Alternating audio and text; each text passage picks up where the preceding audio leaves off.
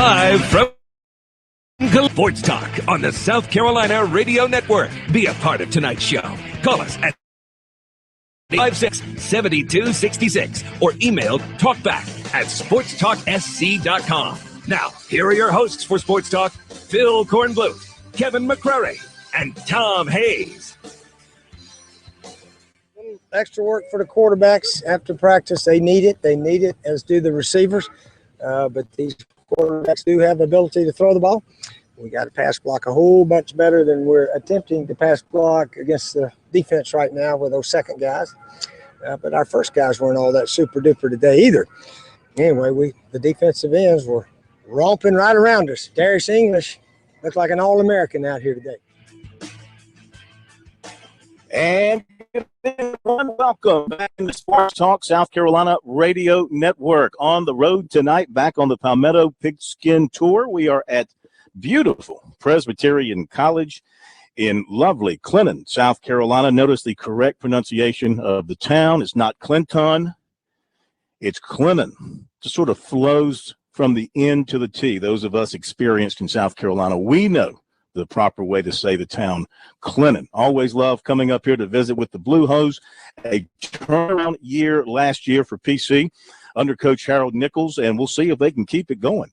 Got to do some rebuilding on the offensive side. Lost a lot of good players off that offense from last year, but they do have a bunch back on defense, so they may lean heavily on those defense early on. Speaking of defense, you heard Steve Spurrier in that cut. That's from this morning's practice. He was feeling pretty good about the pass rush and the way things were looking on defense and guys getting after the quarterback, and not so well. He wasn't real disappointed in his throwers and catchers. He did keep them for extra work afterwards.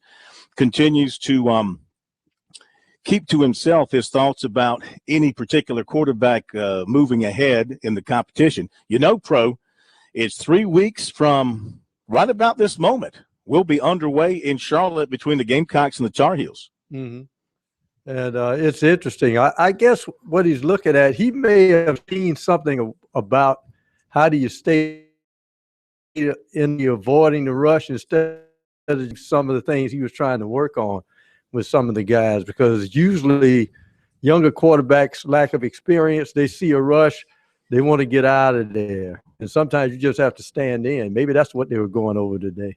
That's an excellent point. That was something that G.A. Mangus talked about yesterday, that with the young quarterbacks, well, they're all young quarterbacks in terms of experience, they have to realize this isn't high school anymore where they would get maybe 4 or 5 seconds in the pocket and then could release the football. They have to realize that pocket can collapse after, 2 or 3 beats, and they've got to be ready to make a decision. Either, take off with the legs or get rid of the football or do something before taking a sack. So we've got USC practice covered for you from this morning. Of course, the news coming out of Clemson last night was not good about Corin Wiggins. They lose him for the season with an ACL injury. A good player who could play a couple of positions, primarily the Sam linebacker position, but they could use him in the nickel as well. But they do have good depth at that position. You look at a guy like Dorian O'Daniel now getting a chance to step up and play even more in all likelihood in his absence, and others. We'll talk about the Tigers and have a whole bunch more coming up from PC in just a moment.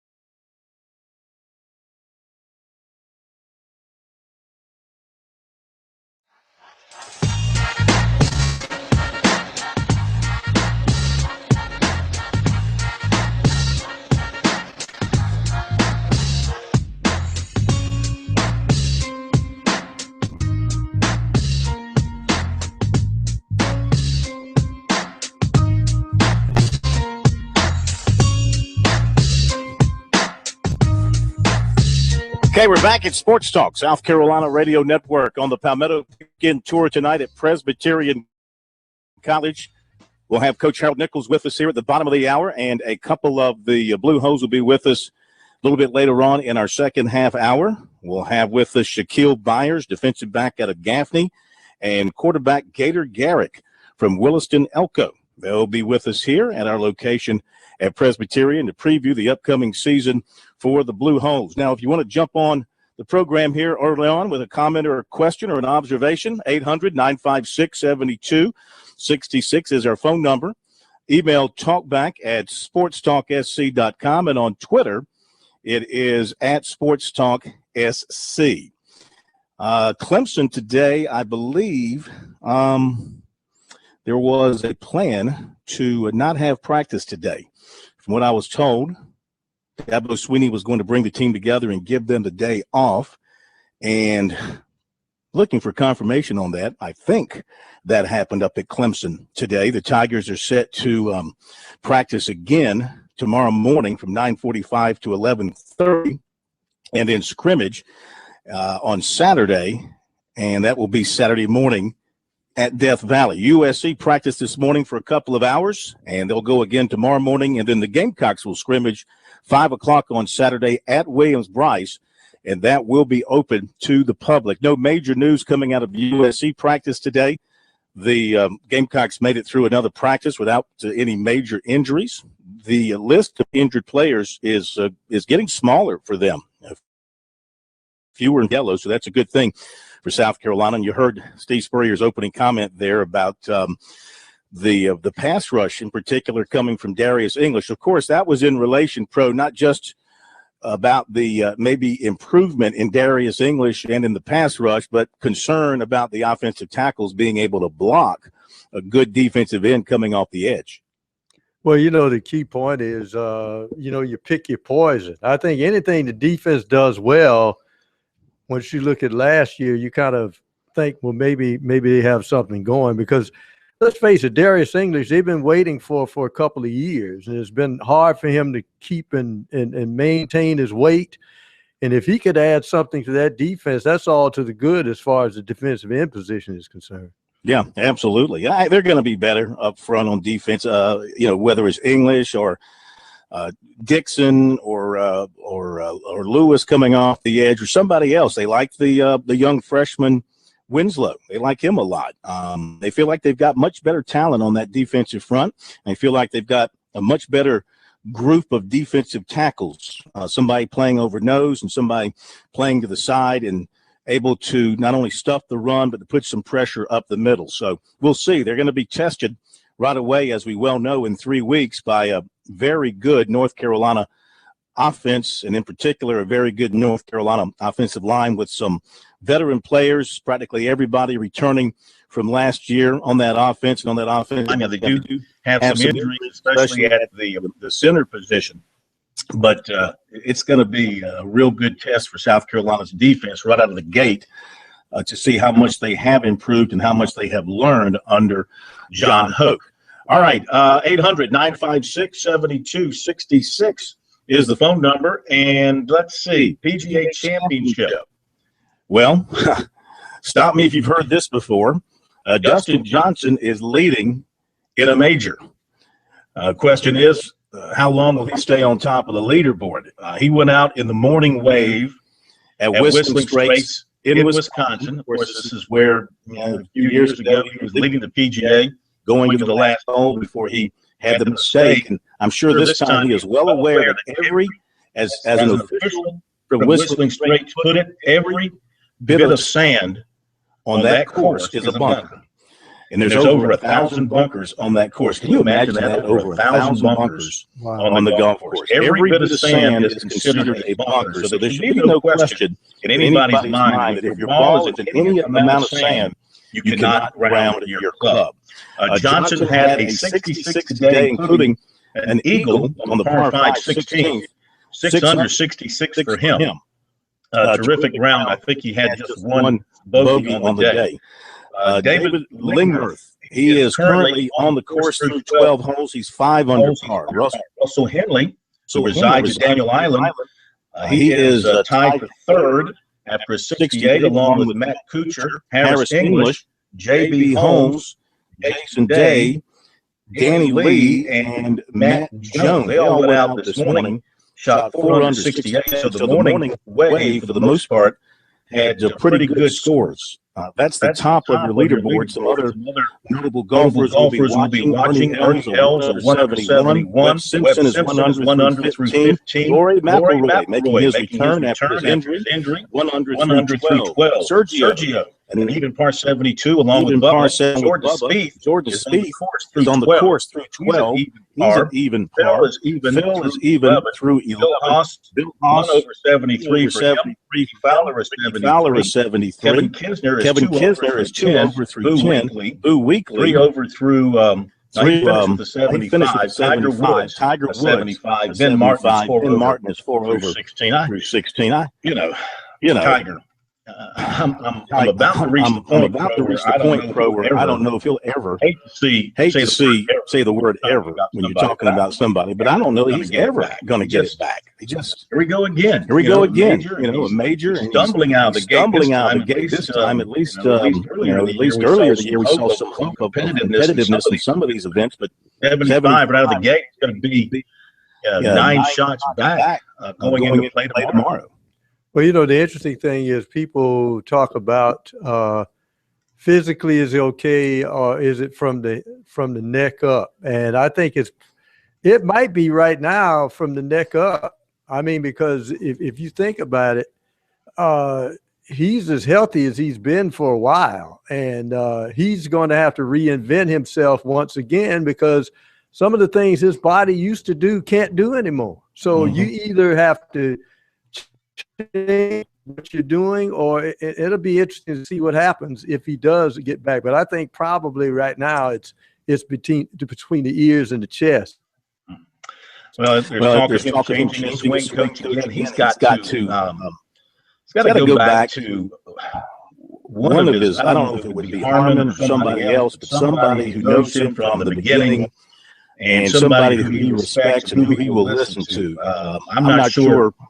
I mean, look, I'm not there. I'm not involved in his day-to-day work and his practices and all this sort of stuff. But Tiger's got to have somebody who can kind of rattle his cage a little bit and say, hey, this is what you got to do. And this is how you got to do it. And he's got to have someone he respects who he will listen to. I'm not so sure he keeps getting these young swing coaches working with him who don't have as far as I know, a tremendous amount of reputation. And you wonder how much he respects him and how much he listens to them. Instead of just going off and doing his own thing. So I don't know. I hate to say it because I think certainly got a good wave of talented golfers coming through right now and some potential great rivalries to develop in golf over the next several years.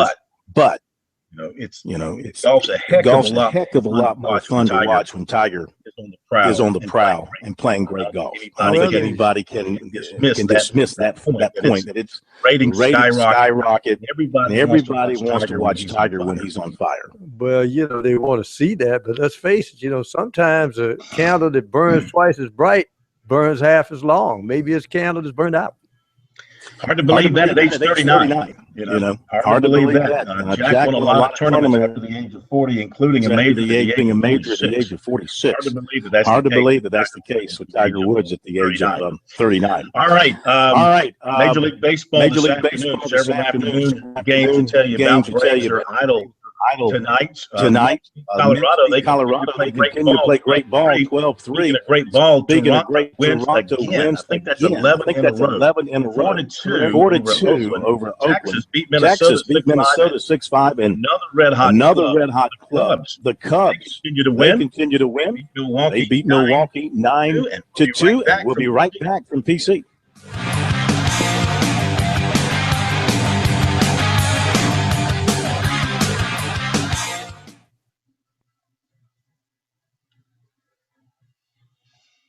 Okay. All right. What did I want to do? I need to find that. Well, no. I'm just glad to be here. I'm just glad to be here for for another day. How about you? Oh, man. Running all day. You're working hard all day? Oh, yeah. What's been going on? Phil wants to meet Cam Gary. Okay, man. Phil Corbin, I scheduled to leave. Are you finally a senior? I'm 50. Oh, yeah. I remember you coming to high school, talking to your dad. Yes, sir. Back in the day. You grew up into a man. I was trying to. 10 years a boy. You're pretty close. You made him into a man, huh? You're pretty close. Pretty close to being a man? Pretty close. You're right. Right. You got Shaq Byers coming too? Snoop. I'm calling Snoop. Yeah. He is Shawnquille Byers. Sean Quill. Shawnquille Byers. And he goes by Snoop. And he's from Gaddy. There's nobody else. He's from Gaddy. He's from Gaddy. Yeah. Was he a Shrine Bowler? He was a North South. North South. Cam and Snoop were North South guys. Who? All right. We've got a couple minutes here. I'm looking for something to plug that would make me very happy. One of those deals that Here is Snoop Byers from Gaddy. where you from? Yeah, he's out there.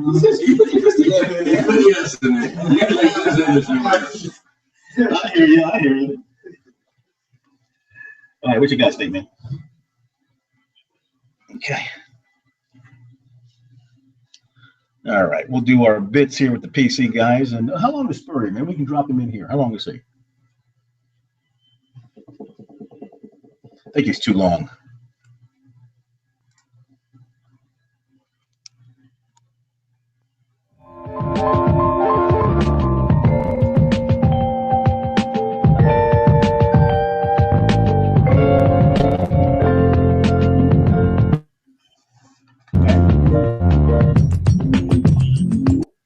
And we're back, Sports Talk on the Palmetto Pigskin Tour tonight at Presbyterian College. Coach Harold Nichols is here. We'll get to him in just a couple of minutes. He's feeling pretty good coming off of last year's turnaround season for the Blue Hose. We got a couple of the Blue Hose with us as well. Snoop Byers from Gaffney. And we've also got the quarterback, Tamarin Garrett, with us as well. They'll be joining us a little bit later on in the next half hour after we talk with the coach. The Blue Hose 6-5 last year. Well, I can remember coming here a few years ago talking to coach and just wondering when you're going to get a win. You know, counting it down, waiting for this thing to kind of come together, and it came together very nicely last year, 3-2 in the Big South. But a lot of rebuilding on offense. As I look at the notes, only 4 starters returning on offense, but practically everybody is back on defense. So it should be very good on defense for the Blue Hose. We'll get with the coach coming up in just a little bit. Meantime, getting back to USC and Clemson from today, being out at USC practice this morning, and the Gamecocks didn't scrimmage or anything like that, but they did go in team, of course, late in their drills and just kind of looking through the closed fence to see what I could see. They're getting after pretty good out there, and I think their defense. We had a chance to talk to they brought the defensive folks over today, and we had a chance to talk to Lawrence Bryant, and we had a chance to talk to Jordan Higgs, and those guys are, to a man, members of USC's defense. I think they're just driven by the fact that they were embarrassed by what happened last year with their defense, and that's motivating them here in the preseason, knowing too that they're going to be facing a dynamic offense in North Carolina. They have got to be ready to go. They'll be embarrassed by this North Carolina offense. There's no messing around with this team in the opening game. Well, it's interesting. I think probably I go back to what I said earlier, that there's no doubt that South Carolina had talent last year, because they, when you look at the Missouri game, and they had something like, 12 or 13 straight 3-and-outs, but when you have paralysis by analysis, maybe too much into your defensive structure, switching from 4-3, 3-4, and that sort of thing, nobody knew what to do. And you had young guys on that team. So I think they got paralyzed by thinking too much. I think with the system they have, and just a little I saw on Saturday, I'm impressed with Johnson at safety. I know he's only going to be there 1 year, but already you can see he has some influence on that secondary. He knows what he's doing. Also, he's a graduate from Kansas, of course, an older guy, but I think he's going to do wonders on that back four. I think he's just going to be a good player there. The interesting thing about North Carolina is I'm trying to figure out how the defense plays when you're going to have, because I think North Carolina is going to utilize a lot of three-step drops, which means that you're not going to deal with a pass rush as much as you're going to try to throw receivers off their timing. I want to see how the defensive backs are more physical, is what John Hoke said he wanted, to throw receivers off their timing. I think that's just as much a key as generating a pass rush. Yeah, we'll hear from Spurrier coming up a little bit later on. They are impressed with Isaiah Johnson, the transfer from Kansas. He's won the job, and he's going to have an immediate impact back there. PC, folks, coming up after the break. I just haven't hooked up my headsets yet. I walked in here at 5:59. Were you over Clemson, you said? No, I was Columbia. Oh, Columbia. But getting out of Columbia today was, of course, an absolute. It was like sliding through the Indianapolis 500. I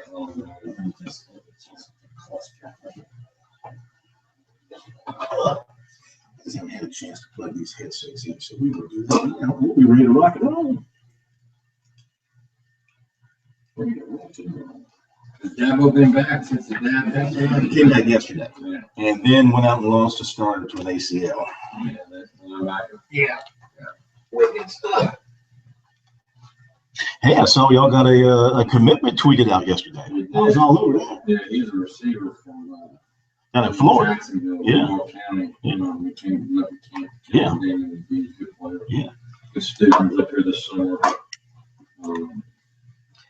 PC getting into the Twitter game, huh? You ban your guys from social media this season? No, we have some responsibility on that here. We do a good job. They kind of know how. I call it twatching up. You're twatching up. All right. I can't keep up with that. I tell you what, who would have ever thought Just exploded. your life would be dominated by, and you know what, did you hear the new thing that came out today about Twitter starting yesterday?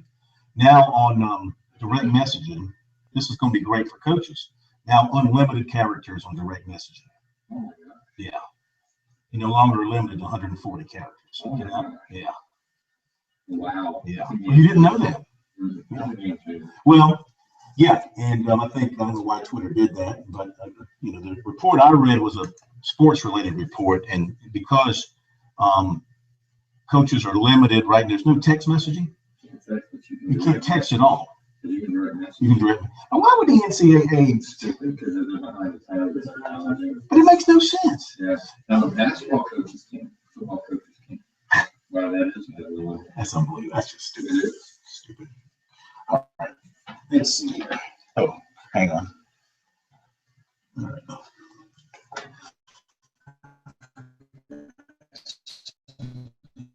You got a bunch of cords. I got 4 chords in. Oh my God. So listen, I'm a traveling radio station. Oh, Okay. I will be able to hear. Watch your ears. Good. Now we should be able to hear. All right. Let's see here.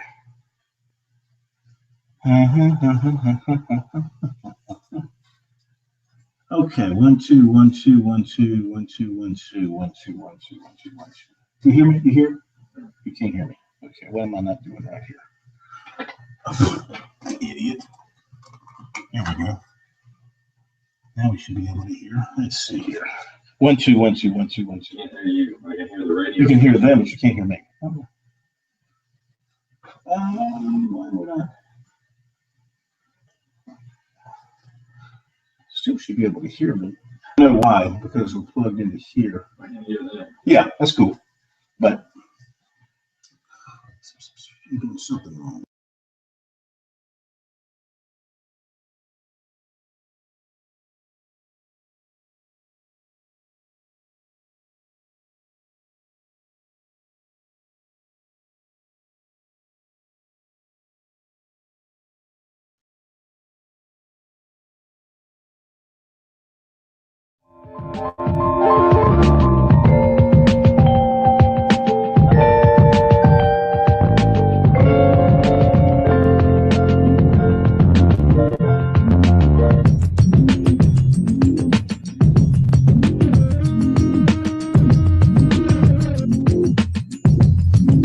right, we're back. It's Sports Talk on the Palmetto Pigskin Tour tonight. We'll stop at Presbyterian College. The Blue Hose of Coach Harold Nichols coming off a season 6-5 last year.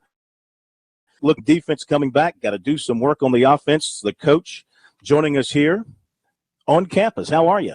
Phil, I'm doing great. Really, really glad to be on Sports Talk Radio tonight.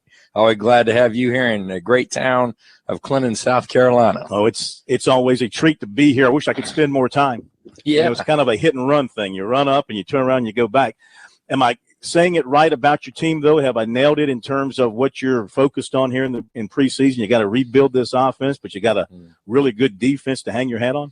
Well, I think that, on paper, we've got a lot of returning starters back from last year's football team. And, so expectations are high, obviously, on the defensive side of the ball for that reason. But, this time of year, we're really concentrating on everything. I really think that, there's a lot of steps that we need to take forward on the team, offense, defense, and the kicking game. We got a lot of work to do. So it's hard for me to see big picture right now because I just kind of get inundated with the day-to-day process that you go through with camp, we got to get better as a football team, and I think there's, things offensively, defensively, and in the kicking game we can improve on from last year, and we're going to have to take that next step. You lost your quarterback in the spring who was coming back for this year, and he left, and now you got a competition going on here in camp. How's that going?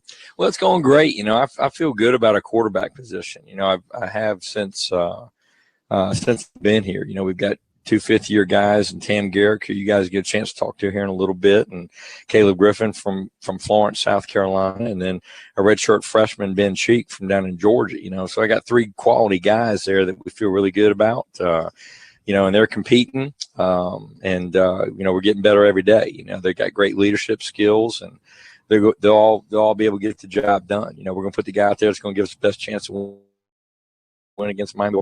They've all had great attitudes and worked really hard, and so I feel really good about where we're at quarterback. And but again, it's just not that position. I know that's an important one, but we went off find playmakers on the edge, and the running back position's got to come through for us. So we got a lot of work to do on that side of the ball, just like on the others. You still call him Gator?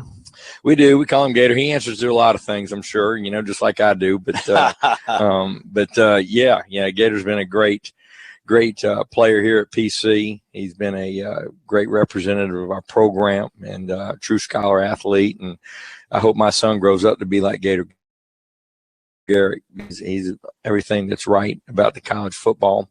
One of the things that really makes my job easier is to be able to coach kids like this. Yeah, I remember when he came here, and I was just telling him he came here as a boy. He's leaving as a man because he's a lot different looking than when he first got here. Yeah, he's a full-grown man. Ain't no doubt about it. And he's going to get he'll be able to graduate, and I know that I think he's going to go to in education, wants to be a coach, and I know he'll be a great one.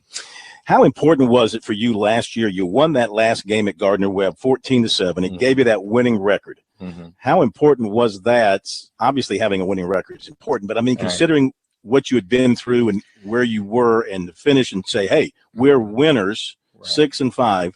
What did that mean to you guys? Well, I think it was, one thing. When I became the head coach here in 2009, I knew that we had to build something here, and it's been quite the journey that we've been on. And, kids like Snoop and Tam, they believed in us and believed in me and the vision that I was kind of sharing with them, and, what we could be and what we could get to. And it took a while to get there, but, through, I think, good recruiting and hard work, and, we really had great chemistry on that football team last year. We had an awful difficult schedule. We played Ole Miss, North Carolina State, Northern Illinois. I can remember us sitting here last year talking about that same thing.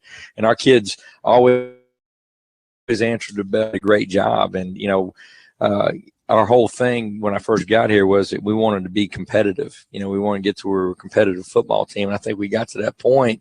And then we said, well, the next step we had to take is, well, we want to be relevant. We want to be in the conversation. And we had some pretty significant wins last year against some really good programs, and, kind of made a statement like, we are relevant, and, we have taken a step as a program. And because, this transition that we've gone through has been a difficult one. And So I'm really proud of our kids. And, these are the guys that are responsible for that, and these young men that have worked awful hard to get to this point.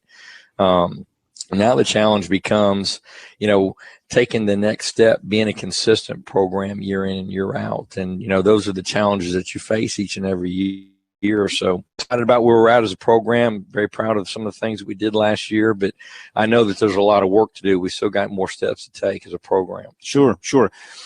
But defense is still, like last year, your defense really came through big. I'm just looking at some of the numbers, and throw out the Bluefield game because that was one-sided. You scored 69 points.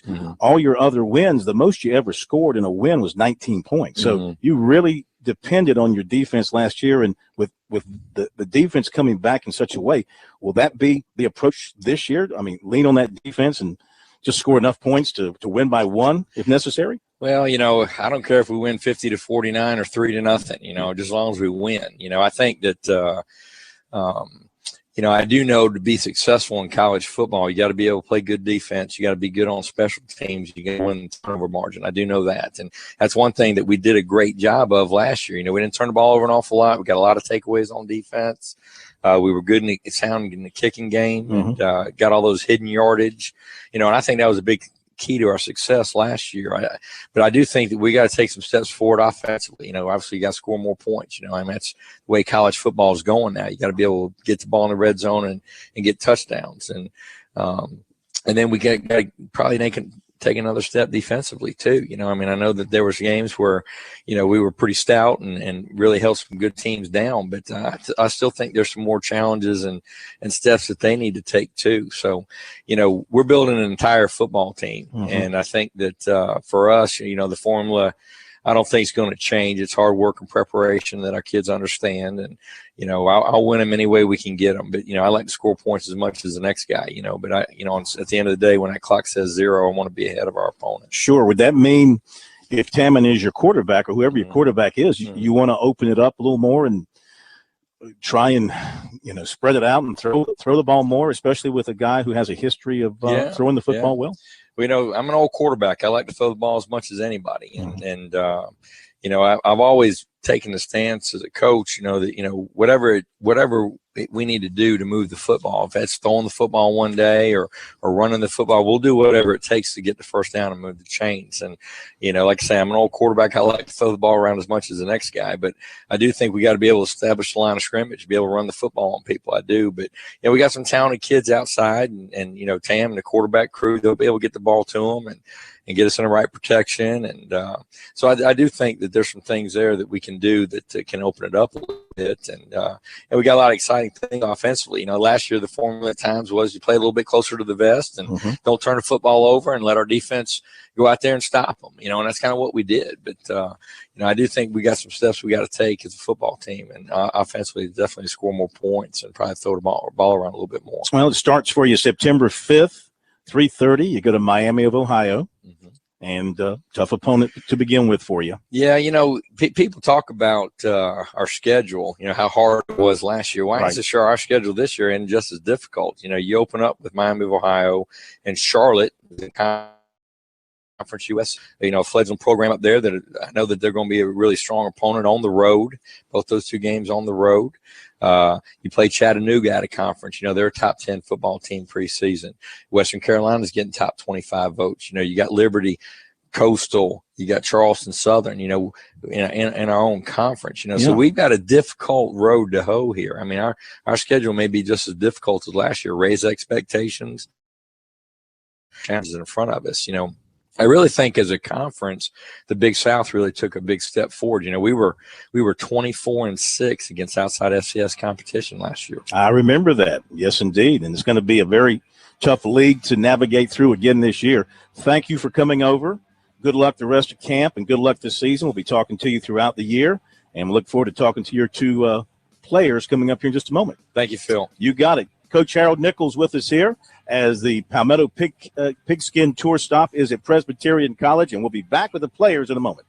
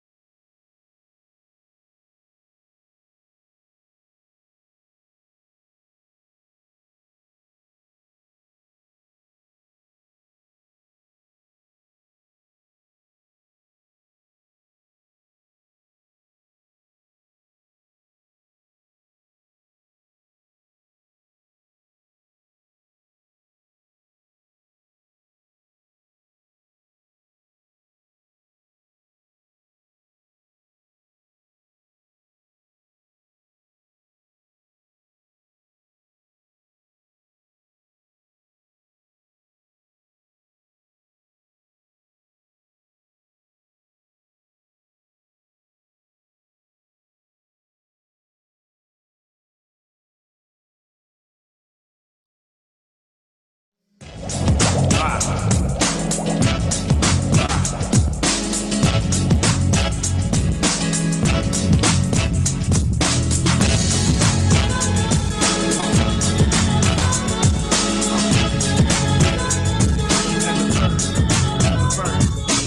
right, we're back. Palmetto Pigskin Tour stop at Presbyterian College. Just heard from Coach Harold Nichols. Now we're going to talk to a couple of the Blue Hose, quarterback Tammin Garrick and cornerback Snoop Byers. Not even going to go with the real first name. Not going to go there. How you guys doing? Doing well. Good. Well. Gator, the quarterback, Gator Garrick out of Williston Elko fame not too many years ago.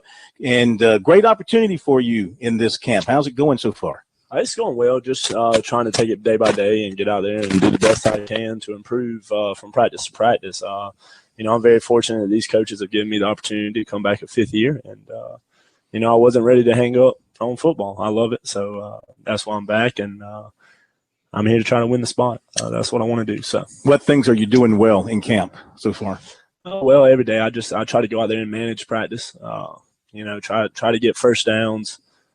Try to be protective of the football, and just try to be a leader, a guy that my team can lean to when they need me. And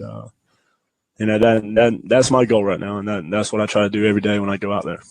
Snoop, terrific defense from last year, and it's all back pretty much this year. And you're going to be a 4-year starter. That's pretty good at any level to be a 4-year starter. How's your camp been so far, and what do you think of the defense? My camp been it's going pretty good. Defense, we like Coach say, we gotta come together, make more steps to progress and become a stronger defense, and keep pushing our offense to become better and make steps to help us out more this year. But that's about it. We doing pretty good on coming out of the Gaffney program as you did, a program that's prided itself on great defense over the years. I'm sure you were part of a great defensive team too, coming out of high school. So how did that help you make the transition to college ball? It was hard making the transition to from high school to college, and when I got here, we started off a little rough, and when Coach Spain came in, everything started changing. Like, people started buying into the program more, and Coach just pushed us more, and we became a better team. So, Gator, from a player's perspective, how gratifying was it to win that last game last year and finish the year 6-5, and know that you guys walked away from the season as winners? Yes, well, my freshman year and sophomore year and leading up to last year, that was one thing. That was our next step in becoming a Division I football program, is we wanted to have a winning season. So last year we were able to do that, and so that was very gratifying. But just going the bang, I guess, so to say, with a win, it definitely gives you momentum into the offseason that you can build off of, and we're going to take that into this camp, and I think we have, and try to improve on that from last year. So, how have you changed physically from your high school days to this point now? I guess 5 years later, how have you changed physically? Well, physically, I've gained a little weight, gotten a little bigger, stronger. I feel like I'm more in shape. I feel like I'm in the best shape of my life right now. So, just taking those steps necessary to make me the best player out there on the field. Can you convince the offensive coaching staff to kind of just let you cut it loose out there and air it out? Let's throw it around a little bit. Yes, sir. That's one of the great things about our scheme on offense, and it's one of the reasons I wanted to come here is we do throw the ball often when we can, and if we're being successful in throwing the ball, then we'll keep doing it. But we're real balanced. We like to run the ball, we like to throw the ball, and like Coach Nichols said, we'll do whatever it takes to win ball games. Then first downs, keep the ball moving. So, but yes, sir. If we get a chance, we will air it out, and that's what I love to do. So, let's remind Coach, you did throw 61 touchdown passes in high school. Yes, sir. So yes, it can be done. Snoop, what makes this defense click? What brings it all together? I say Coach Spain, he been pushing us pretty hard since he came in, and I guess he knew that we had some type of talent about us, so he been pushing us hard. And one thing, like, the defense now, we all came in together, like most of us, and not the ones that are behind us. So we all pretty close and kind of grew up together. Yeah, like we just close, and we just trying to tighten up the bun and make it a better season than what it was last year. You consider your defense to be a very physical group. You guys have a lot of physicality. Yeah, we do. It's a couple like Ed Britt, he pretty physical at safety. The line pretty physical. Yeah, we pretty physical all around, but most of all, we get our job done and focus on the scheme that we're going to be running that particular game. They like to stick you on the other team's best receiver. We really don't switch sides. So if the receiver come over there, I do my job, and if not, I know Steve's gonna do his job. So we pretty solid. So. But quarterbacks should be smart to throw away from you, huh? I hope so. I can answer that. Yes, sir. You would. I can answer that. Guys, thanks for coming over, and best of luck to you this coming season. And let's see if you can build on that winning record of last year. Thank you. We appreciate you being here. Thank you. My pleasure. Thank you, guys. Tam and Garrick and Snoop Byers with us here on Sports Talk. Back in a moment.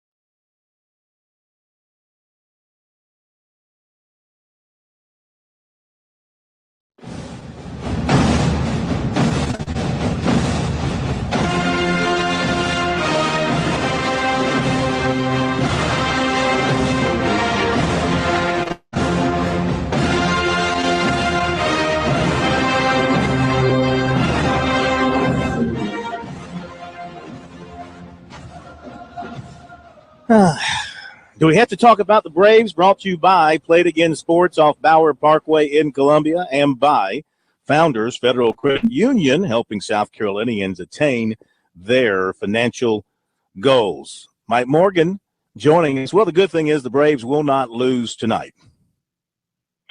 No, we don't have to talk about the Braves. You can use this 4 minutes. We do call it the Braves Report for a reason. Wow, that's just a title. It's okay. a name only. We can go anywhere with this segment. Where do you want to go? Well, let's talk about a couple of the other hot teams three hot teams in the league, in the major leagues right now. The Mets, the Cubs, and the Blue Jays. Who's going to have staying power? I can't imagine Toronto's going anywhere. I mean, they're loaded right now. They've only lost one game since Tulowitzki was traded to them, and Tulowitzki's been so good that people are overlooking David Price, which has got to be one of the best under the radar pickups in the history of the trading deadline. People have been so obsessed with Tulo that they've lost sight of him. And oh, by the way, Justin Smoke, former Gamecocks, got a couple of home runs this week. He's been heating up, and I mean, that lineup is just loaded top to bottom. They've got great pitching. They're ahead of your Yankees now for the first time in forever, and I think it's a great story over there. But to go to the National League, the Mets don't have a great lineup, but they have very good young pitching, which will keep them in it. And I think in the case of the Cubs, they do have a good lineup. Bryant was a solid lineup. They've got enough good young pitchers as well. That seems to be the common theme, is good young pitching, doesn't it? But in the case of Toronto, they have not only good young pitching, but good veteran pitching and a great lineup overall. I like all three of those teams. I think all three of them would be great stories if we get them in the postseason. Mm-hmm. Yeah, they show no signs of letting up. And don't worry about the Yankees. Everybody's going to go through their little slump, or having ours right now, and we'll rebound and we'll be just fine. What is say what, Statement? Statement. Oh, okay, sorry. Statement's breaking in my headset right in the middle of a thought. As far as the Braves, what's ahead for them this weekend? Well, as you mentioned, they got the day off today. They're probably tired of seeing American League teams. They're 5-9 against the AL. So back home Friday against Arizona, two teams that have no aspirations of going to the postseason this year, but will still play very hard.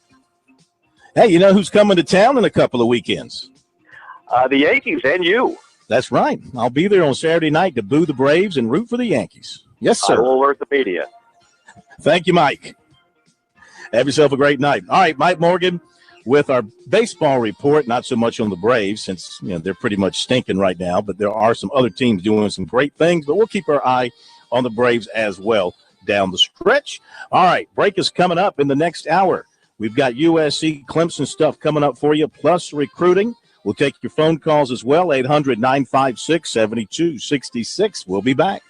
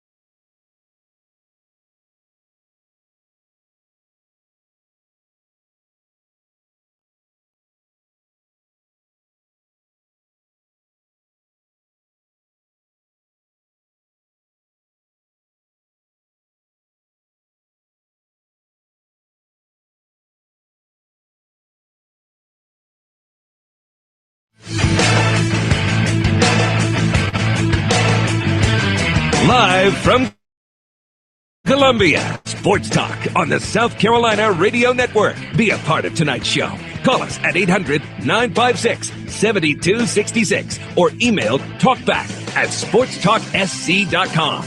Now, here are your hosts for Sports Talk, Phil Kornbluth, Kevin McCrary, and Tom Hayes.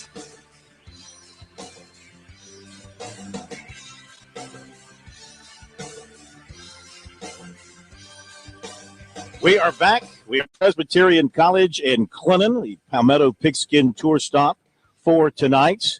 Be back on the road next week. Busy week next week. On Tuesday, we'll be at Charleston Southern. Then on Wednesday, we'll be at the Citadel. And then Thursday, back in Charleston for the Citadel Brigadier Club kickoff golf tournament at Patriots Point. So back-to-back Citadel weekend. We pick up the activity on the Palmetto Pigskin Tour for 2015. Phil Kornbluth in Clinton, the Professor Tom Hayes back at our studios in Columbia, on Main Street, Columbia. Kevin McCrary off on vacation. The state man, Graham Pope, back at our studios as well, just being as annoying as hell because, first of all, he's a Cubs fan, all right? He's a Cubs fan. That's bad enough. Then number two, he just came back from vacation, all right? He was gone on vacation chasing some stupid band. Trout? The Trout? Flounder? Yeah, that's close. Good job, Corn. What was it? What was the name of that band? It is, of course, Fish, yes. Oh, okay. Yeah. And now, Pro, of course, he's hanging around last night trying to be all nice and helpful and kind to me. And, of course, I knew he wanted something. Now he wants to be off. When you want to be off again? Next Thursday, if possible, please. Thank you. Yeah. Mm-hmm. To go see who? Another band in Charlotte. We're going to go see Humphreys this time. Your favorite. Humphreys McGee. See, Pro understands completely. It's not that hard. That was it. Hubert H. That's Drop the H. The H is silent. Unbelievable. You know, that's the problem with the young people of the day, Pro. Just trying to get it all in before football season. That's all. Just like everybody else, because we're not going to have any free time at all in a couple weeks. Corn, I'm going to make your day here. Speaking of young people, Taylor, South Carolina is 3 outs from going to the Little League World Series. Now, if they make a run in the Little League World Series, you have to report on them. You mean the Little League World Series in Williamsport? Yes. The real official Little League World Series. You know, we've got a number of teams around South Carolina that are doing very well in these Little League and American League. You know, we got an American Legion team in that national championship. You just mentioned the Little League World Series team, and I think we've got a team that's doing well in the Dixie League World Series, correct? I think so. Yeah, yeah, we got them all. We got them all. South Carolina. We congratulate them all, but you know what? I'm still not going to watch it on ESPN. You're not? Yeah, no. not even the South Carolina team. They're up 7-0. I mean, I'm happy for them. I wish them well. I know their parents and their grandparents are very proud of them, as they well should be. But I'm not watching a bunch of 9 and 10-year-olds play baseball. Well, if they're not related to me, I'm just not going to do it. Some people say it's the only baseball you can see where you don't wonder if they're juiced up. I'm not going to watch ESPN showing me the speed of a 10-year-old's fastball, okay, and talking about his breaking pitch and this, that, and the other. Just not going to do it.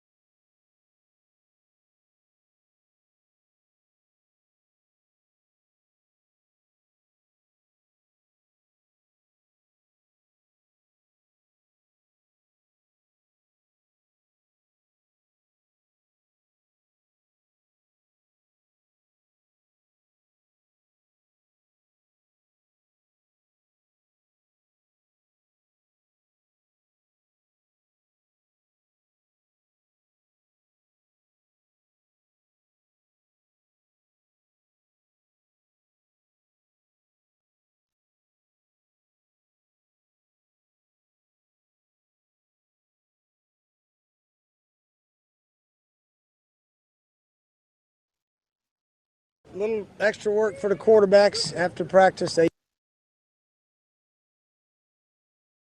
he does that, sure he can play.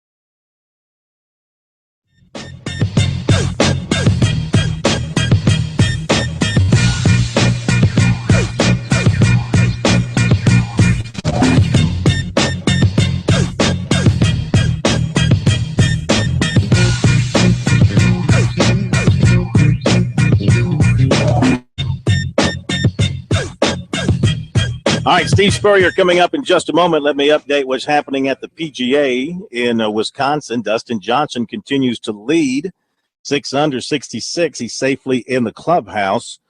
David Lingmerth is through 16 holes. Is that Lingmerth? Lingmerth. Through 16 holes, he's playing the front side now, and he's 5 under par.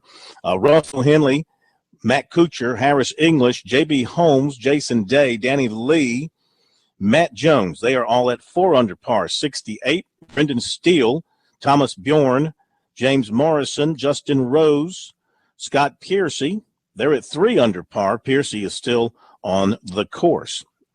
Tiger Woods had a 75, so he's well back. Russell Henley, I mentioned, 4 under 68. He leads the low contingent. Rory McIlroy is 1 under through 15 holes today, and Jordan Spieth is even par through 15, and Phil Mickelson is even par through 15 as well. All right, to USC football now.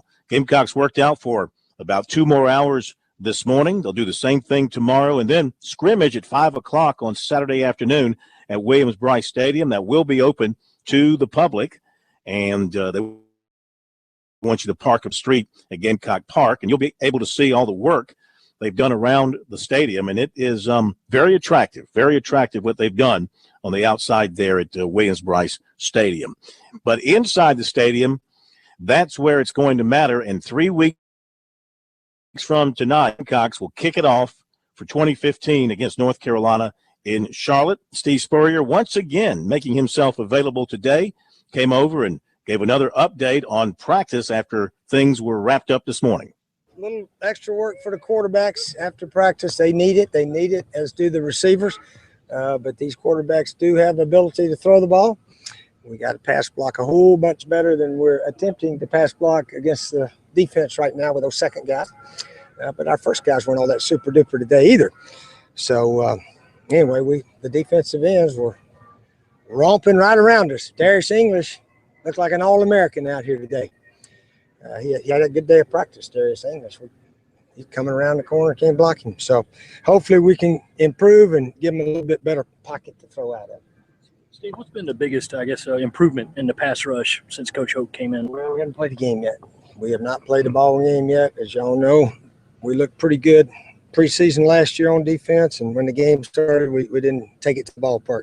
So we gotta take it to the ballpark and be ready for the Tar Heels. They're a very good offensive team, and I got a feeling our defense is going to be a lot better than most people think. So we got our work cut out. How do you like the look of your? You say that your quarterbacks need the work. Is that just because everybody needs the work this time of year, or are you concerned that they're not? Well, that and they've not played. None of them have played hardly a lick, but they're all doing well, and they do have talent. They have but again, said and always will say, they're about as good as the people around them. Yeah. If the line can't block and the guys can't get open, none of them are going to throw for many yards. Simple as that. So hopefully the guys around the quarterback will give him the opportunity to play well. How do you like the look of your defense on the back end with two pretty good-sized safeties back there in Johnson and Diggs? I don't know that they're that big. Hopefully they can run fast and be good hitters back there. But, yeah, Diggs is more of a linebacker type. Isaiah's, I think, normal safety size. We got Chaz Elder now. He's probably considered a tall corner at 6'3" or so. But I don't know who's going to start yet. Coach Hoke and those guys will figure it out. But they're all doing well. They're all hustling back there. Have you started thinking about your game plan in terms of you see yourself, being a little more ground-oriented and trying to take some of the pressure off whoever is the quarterback? We're not planning on that. If we get in the game and we hit 2 of the first 15, yeah, we might switch gears. But no, we hope to be balanced, and we hope to give our receivers an opportunity to contribute. They've got some talent too. They need to learn how to play. Farrow's about the only one that's played. Debo's got talent. Carlton Hurd's done a lot of good things. And then the young guys, hopefully they'll be ready when the number's called. So your plan is to play your offense. You're going to play your offense then. Well, I haven't really – my old offense I haven't played in a long time. I mean, we don't come to the ballpark filling the air with passes the way I used to. Back in the Florida days, because we had receivers and offensive line, and if we threw 3 incompletes, we might be back out there 3 plays later. In the past, we got to stay on the field. As you know, we had to stay on the field to win some games last year, and when we didn't, we got beat. So I don't know. Who knows how it's going to work this year, but hopefully we can throw a few more on first down. What have you seen from David Johnson so far with all that weight loss he had over the summer? He's quicker. He's got a good pass rush. Shoot, they all had pretty good pass rushes today. So, yeah, he was in there also some. Quay's doing well. Dante Sawyer's a big guy at defensive tackle. So, we'll have some different players going at it. Has the targeting rule and the way it's changed the game made it easier to throw over the middle? I don't know about that. You can still hit them in the chest, and, some teams still hit them in the knees, and you can tear their knees up, and it's not a penalty, which I wish they'd change that, and just tell the defense they got to hit them in the waist. We tell our guys hit them in the waist to the shoulder pads, and that's where we try to hit them, and that's all perfectly legal. The concussion official sends a message down that your guys got to come out. Yeah. Mm-hmm. Yeah, that's a new rule this year. It's a good rule. If a guy gets dinged a little bit, I can stay in here, and the doctor up top sees it, he whistles down, stop the game, get the guy out. That's a good rule. Shouldn't that be something that your own staff looks at and makes that determination? Well, sometimes the player stays out there. That's what it's about. If we see it, obviously we'll get him out or tell him to lay down, and we'll come get you.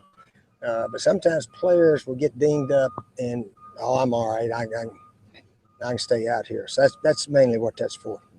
How are your freshman wide receivers coming along in terms of route running? They're doing okay. They got a lot to learn.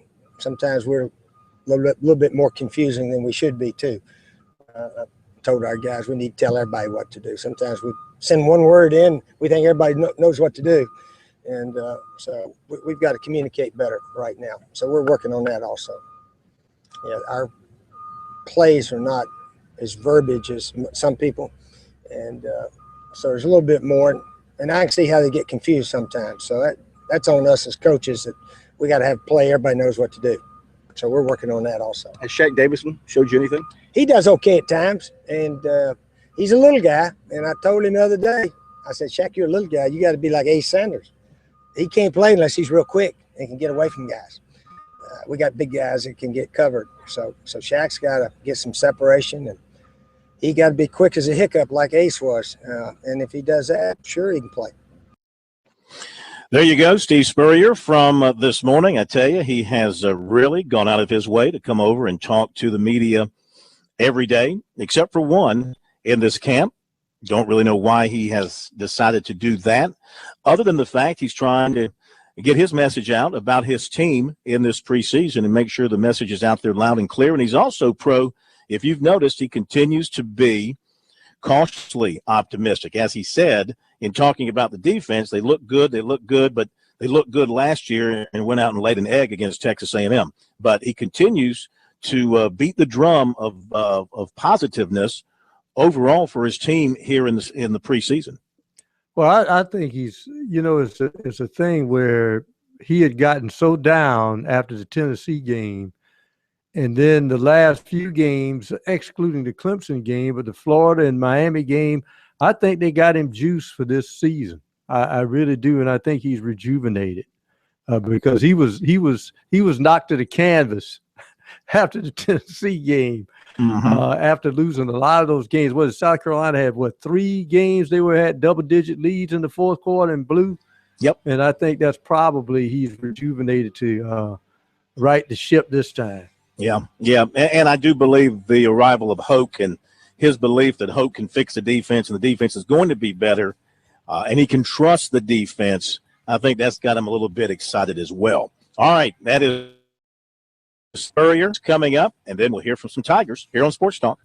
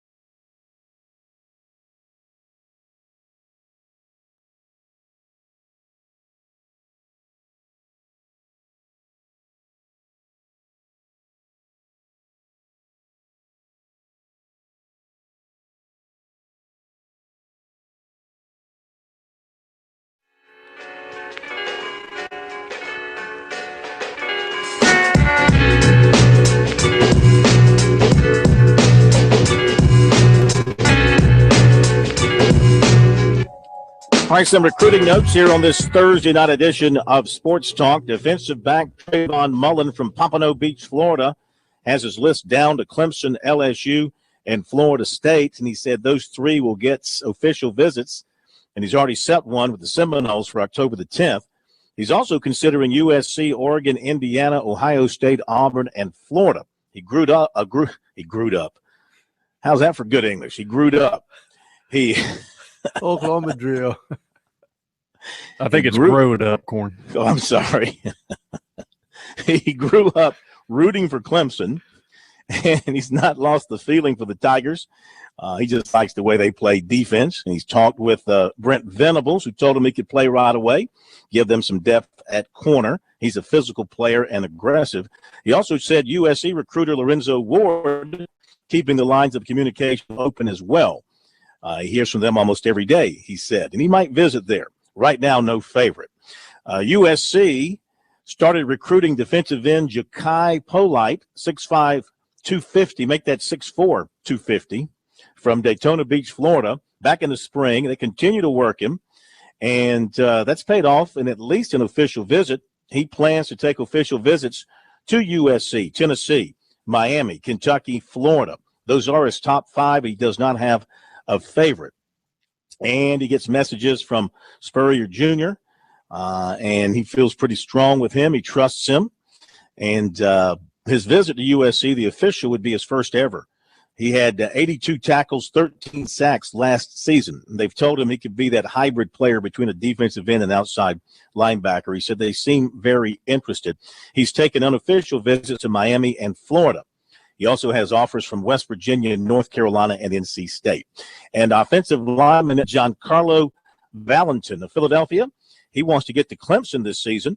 He also wants to visit Oklahoma, Georgia, Florida State, Texas Tech, and Alabama. There you go with recruiting for tonight. Remember to check it on our website every day, sportstalksc.com. And if you're on Twitter, use the hashtag STRecruiting. Speaking of Twitter, Pro, get this. I saw that Twitter, starting yesterday, will now allow you to direct message without any limit on the number of characters. Previously, to direct message, you were limited to 140 characters, just like if you were putting out a tweet. Now your direct message, unlimited characters, which in the world of recruiting is important because football coaches can't send text messages to players, but they can send direct messages to players and recruits. And now they have unlimited number of characters they can use in their messages. Well, see, I'm not worried about the number of characters being used. I'm worried about the character who sends the tweet. That's what I'm worried about. By the way, if you go on Twitter right now, you'll see that the kid from Taylor's Corn keep talking about the Little League World Series. He pitched a no-hitter. I'm happy for him. I'm happy for his parents, his siblings, his no-hitter, Corn. I'm happy for him, Pro. Don't get me wrong. I don't want Unlimited people characters. to think I'm not happy, but I just don't care. I mean, that's Little League Baseball is for the family. It's for the loved ones and for the children. Can we leave it at that? Leave it for the children, please?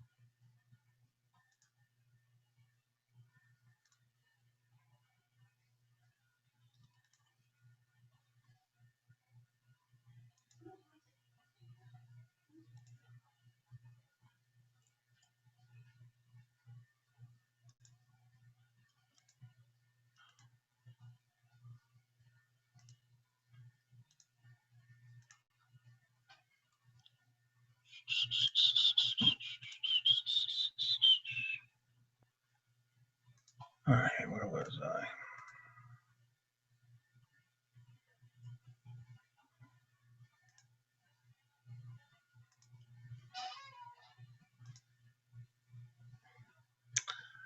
Did I?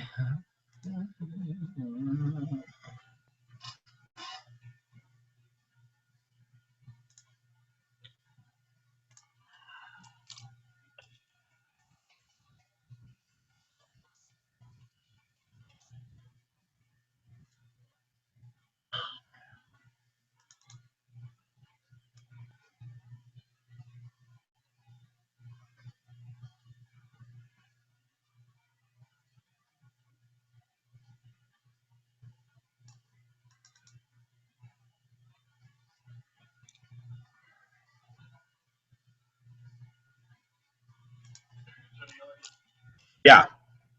Yeah. You know, it's competitive, very competitive. Wayne is at. You know, it's competitive, very competitive. Wayne is at the top. He's pushing hard. C.J. Davidson, like I said before, that's going to pay off.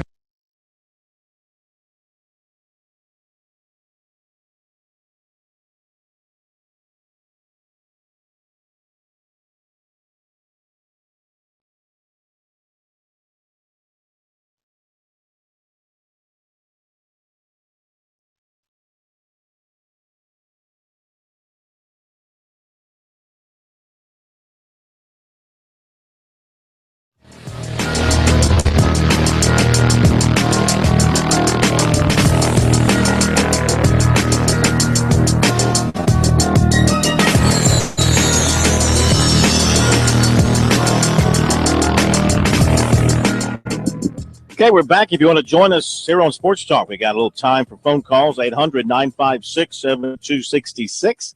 Email talkback at sportstalksc.com and on Twitter at sportstalksc. The website is sportstalksc.com, and on Facebook, it is Sports Talk Radio Network. We're going to hear from Clemson co-offensive coordinator Tony Elliott in just a moment. I want to take a little peek at our poll question at sportstalksc.com. If you haven't had a chance to get over there and vote, make sure you do so. The question, which went up earlier in the week, regards the Dabo Swinney policy, barring commitments from taking other official visits. The possible answers: number one, it's an excellent policy. I'm surprised more coaches don't deploy. Number two, not fair to his commitment to want to enjoy the recruiting process. Number three, not really a policy because it appears not to apply to all of his commitments. So far, 66% have voted for number three, not really a policy. 23% call it an excellent policy, and 11% say it's not fair to his commitments. If you have not voted, several hundred have. We appreciate you doing so. Get to the website, sportstalksc.com, and let your opinion be heard. Now, I was told earlier in the week, and we had to keep it off the record, that Clemson was not going to practice today, that Dabo Swinney was going to bring the team together and surprise them with a day off. And I believe that's the case. I've seen nothing out of Clemson today, and so my guess is that indeed was the case, and the Tigers did not practice today. Earlier in the week, they did scrimmage, and actually that was yesterday, right? Yesterday morning they did scrimmage. Tony Elliott, Clemson offensive coordinator, he talked with, or co-offensive coordinator, he spoke with the media earlier this week to update things on the offensive side, beginning with the battle at running back, where the Tigers, of course, are very deep. Wayne Gallman is back as the leading rusher from last year. You got to believe he's got the best chance to be the number one guy amongst the group this coming season. Here's what Tony Elliott had to say. You know, it's competitive, very competitive. Wayne is at the top, and he's pushing hard. C.J. Davison, like I said before, has a really, really good look in his eye. He's competing. It was good to see Choice get out there in a situation where he could get hit, and he looked good. And then C.J. Fuller, besides today, has probably had the best camp so far, really, really progressing. So that's the pecking order right now. But again, it's far from being settled. They all got to compete. What about Dye? Did you die in there? Yeah, Dye's coming along. But right now, those four guys have probably had the best. And then Zach had the heel and is just not trying to get back healthy. So don't want to give him an assessment yet. Want to get him healthy before we make a true evaluation. As you did with running backs, why don't you run through the tight ends? The tight ends, Leggett's been quiet, but he's been steady. He's been doing a really, really good job. And I'll tell you what, Garrett Williams, like I said in my last interview, has been very, very impressive. JJ's getting back into playing shape, and then Cannon. Cannon is progressing every day, and he gives us something that we haven't had. He gives us that on the line kind of guy with that nasty demeanor about himself, but then he's athletic enough and fast enough to get out in space. So they got a good, healthy competition going there. And Sek's been good. Just trying to come back from that knee, battling every day, and we know that's going to be a process. But he's a warrior. He's going to give you everything. We just have to make sure that we take care of that knee and get him to the season. Remembering your time as a player, and then coming forward, tight ends much deeper than ever before. And if you'd speak a little bit to whether they're just general importance. Well, the key to this offense for us to play, and we want to be a two-back spread offense, you got to have a tight end that's versatile enough to play in space, and then also be tough enough and physical enough to come in the box and be that lead blocker so that we can run some of our schemes. So it's imperative that you have a quality depth at that position. So, we talk about the skill guys all the time, the receivers and the backs, because everybody follows the ball, but the position that makes this system go is that tight end position. What about secondary? He was wearing yellow today. Yeah, just being smart with his knee. Just obviously he had a serious injury that he's coming back for. And again, he's a proven guy. We just want to make sure that we take care of him and get him to camp. And he felt a little something, so the training staff just decided that that was what was best for him. Is Ryan Norton getting closer? Is Ryan Norton getting closer? Yeah, I believe Ryan Norton's getting closer. He moved around a little bit today, and then again, we got it with this situation. We're talking about a head injury, but as soon as he's cleared, I know he's eager to get back out. But he was out there moving around better today. What have you seen out of the young wide receivers that gives you out? Because I know it seems like on the depth chart you have plenty of talent from the veteran guys, but do you see something out of a couple of the young guys that they're going to be able to play this year? Oh, definitely. Ray and Dion are as good as advertised.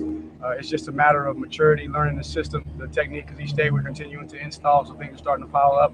As soon as they get more comfortable with the system, you'll start to see them play as fast as they were the first day when we didn't have as much in. But they're impressive. And then Travion Thompson continues to be solid. Like I said in my last interview, he's probably been the best receiver, and he continues to make progress. And G-Hop's making plays. So there's a lot of quality depth. And then you throw Renfro into the mix, a guy that's probably not going to get as much of the publicity, but he's a really, really, really solid player that's coming along for us. So we got a lot of depth at that position. Just got to keep him healthy and keep him working. Looked like Jay Guillermo has moved back up to second team center. What's he shown you to earn that spot? Well, we all know what we had prior to him having this issue and now coming back and just moving and making him earn his way back up. And he's getting in shape every day, and he's fighting, and the retention is there. So it was really just an issue of him working his way back in, and Coach Caldwell making a decision on the rotation there. How do you feel about the offensive tackles and what's going on with the 2s and 3s there? Oh, they're working. I tell you what, it's when we're done with camp, they won't have seen two better defensive ends in the country, especially Mitch going against Shaq Lawson every single day. He's going to be battle tested. He won't see a better guy coming off that left edge in our league than Shaq Lawson. And Kevin Dodd, obviously people don't know a lot about Kevin Dodd, but I mean, he's just as talented as the two. Obviously they're different than Big Beasley. He's just as talented as Tavares Barnes and Corey Crawford. So they're getting work, and Robbie's doing a great job of rotating those guys in. So it's not just Mitch getting all the work versus Shaq. You're seeing some of the younger guys get some work versus Shaq. So they're getting battle tested. They're holding up. They're taking their licks at times, but that's going to pay off. All right, good stuff from Tony Elliott, Clemson co-offensive coordinator, kind of breaking things down position by position. I tell you, that whatever it was that sidelined Jay Guillermo pro, that's one of the all-time best-kept secrets in college football. Everybody, when they refer to it, the coaches, I guess teammates, they just all refer to it in roundabout ways. Nobody, has ever said whether it was physically related, mentally related, health related. You can only draw your own conclusions, I guess, about what you think it was. Not that it's important now. The important thing is that apparently he is healthy and he's back playing football and back in school. But boy, they've done a super job of keeping the wraps on that situation. But what if he has vertigo? Well, then he'll probably fall down in the third quarter or something. Come on now. Well, I mean, just like Jason Day, you'll just fall over and everybody will go out there and treat him. But no, I mean, it's certainly good that he's healthy and able to play football again and resume his career. It's just it's just been very interesting. I mean, they haven't even labeled it as I haven't even heard them say a personal issue. It's just he was gone. He was gone to deal with things. And so anyway, whatever. It's just and nobody up there is really prying, I guess, to find out. Or if they do know, they're not putting the word out there about what it was all about. But the good thing is, like I said, is that he's back healthy and able to play and, be of assistance to the Tigers, especially with Ryan Norton dealing with a concussion. The scary thing about that, Pro, if you have one, don't you think it sometimes can lead to more? You tend to be susceptible to them moving down the road? Yeah, I think they've done enough research to figure that out. But the thing is, how should I say this? The time between you have the concussions, because I quite obviously, if you have one right after the other, you may have to think seriously of maybe finding another avocation. You not need to play something else or whatever. But I think that's why they really put you through a lot of protocol, because they don't want you to compound the situation. Because let's face it, that's swelling on the brain. Mm-hmm. That's not good at all. And you heard the question I asked Spurrier about, with the concussion scout up in the booth and watching these guys and ordering players out of a game when he senses that there might be a concussion involved. I mean, that's going to be interesting, because there could be some players or coaches who might look up and argue against that guy, but they're going to be they're not going to have any argument there. They're going to have to step aside and listen to what the guy in the booth says. Back in a moment.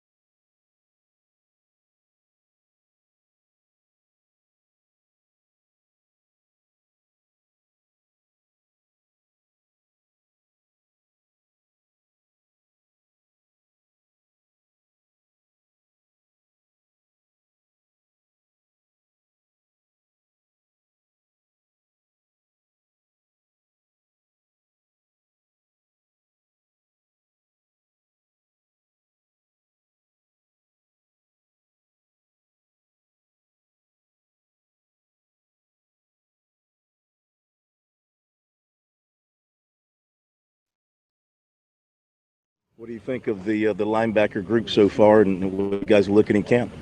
Oh, we all look fast. We all look ready to go. Just taking it day by day right now. We all trying to learn how.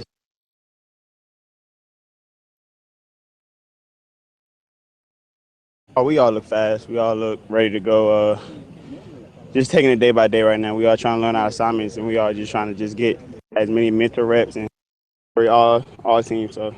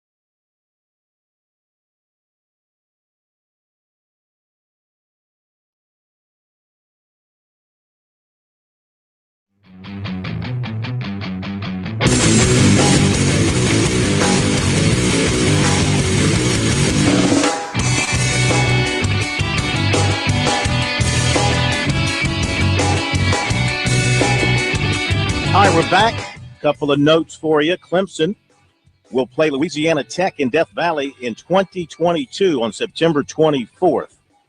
This according to a report by the News Star, which I guess is out of Louisiana. Louisiana Tech will receive $1.1 million. And, of course, we'll see if Skip Holtz is still coaching the Bulldogs in 2022. Make your plans for that. North Carolina offensive tackle R.J. Prince faces a misdemeanor marijuana possession charge, half ounce or less. He was punished in the program and has been reinstated to the football team. Tennessee receiver Marquez North has a sprained knee, expected to be back in practice in a week or less. Central Florida, who USC will play this year, they have lost defensive lineman Demetrius Anderson for the season. He, I believe, suffered a knee injury. 11-game starter last year, 34 tackles, 3.5 sacks. Former Clemson quarterback Cole Stout, now a graduate assistant coach at Jacksonville State, coaching for the Gamecocks, as he put on his Twitter account, the real Gamecocks at Jacksonville State. Of course, he had signed with the Chargers as a free agent in early May, but was cut later in the month. ACC coaches men's soccer poll, and Clemson picked second in the Atlantic Division behind Louisville. Virginia, the pick to win in the Coastal Division. All right. At USC practice today, I mentioned they brought over defensive players, including Lawrence Bryant, linebacker, can also play some nickelback, but primarily working at the Sam linebacker spots. And we talked with him after practice today about the linebackers, how they're looking in camp. Oh, we all look fast. We all look ready to go.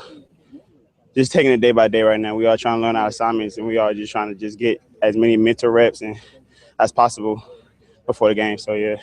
Has this defense kind of taken on a character here in camp of any nature? Effort. That's all Coach preaches. He wants effort. He just wants to see how much we put in effort, and effort will build into play time and play and how we play football. So, how good is it for you guys to know that out of the gate you're going to be facing a dynamic offense and a dynamic quarterback who's got a lot of weapons out there? I mean, we got a lot of weapons on defense too. So I mean, we well prepared, we well coached. I mean, they got a good team, we got a good team as well. So I mean, we put in the same amount of work as they put in. So I'm pretty sure we'll be ready to go. And Marquise said yesterday that he thinks that they have the best offensive line in the country. That's his opinion. I mean, he may have that opinion, but I mean, at the same time, we got the best defensive line in the country. We got the best coaching staff. We got the best linebackers, the best DB. So I mean, it doesn't matter what anybody else said. We just got to play for us right now. I mean, you think you got one of the better defenses? You will have one of the better defenses in the country? We well improved. So, I mean, we'll just have to show what we have, show our talents when game day comes. You're like the only guy on this roster from Charlotte. Yeah. So does the September 3rd mean more to you for that? Absolutely. It's a coming home game for me. I mean, Charlotte, where I was raised at. So, I mean, I just love to play in Charlotte. I just love to play against the home team. So I mean, it's just another game, but a little bit on the inside will be North Carolina versus South Carolina. So I just really want to show North Carolina really about really. It seems like half their guys are from Charlotte. Right. Did you know? Would you play guys really well? I know majority of all of them. I played with them. I played against them. I mean, it's gonna be fun, but we still trying to win the ball game at the same time. In relationship, Marquise, did you guys absolutely? Go out? He played for Mallet Creek. I played against him all 3 years. I was advanced. I mean, I beat him one time, but he beat us the rest of the time. So I mean, I got to win over him. You feel like this could be a breakout year for you because I mean, you came here a pretty highly touted guy out of North Carolina, and is this going to be a year maybe where your star starts to shine a little bit? Absolutely. I mean, I'm gonna just take it day by day, try to learn as many positions as I can. Just learn my assignment first and my play and how much repetition I put in after practice, during practice, and meetings and film will show on the field. Did you play catch up at all after missing most of the spring? No, no, sir. Really, it was just I got all the mental reps. I didn't skip a beat when I came out on the field. It was just physical stuff for me. So I mean, all the mental stuff, all the playbook, all the film, I was still doing, still being a part of. I was still going to meetings, so I felt good coming in. You see an improved pass rush up front? Absolutely. Defensive line are well. They doing really good right now. I mean, and our defensive front is what we really need on our team right now. And this defense, and Coach Hoke preaches that. So I mean, they're doing really good right now. All right, Lawrence Bryant, South Carolina linebacker, looking to have a big. You know, if you're a Gamecock fan, you gotta like the way these defensive guys are talking. I mean, they're talking as a confident group. They sort of flushed last year. I think they really like what John Hoke has brought to the defense, and I think they like the scheme.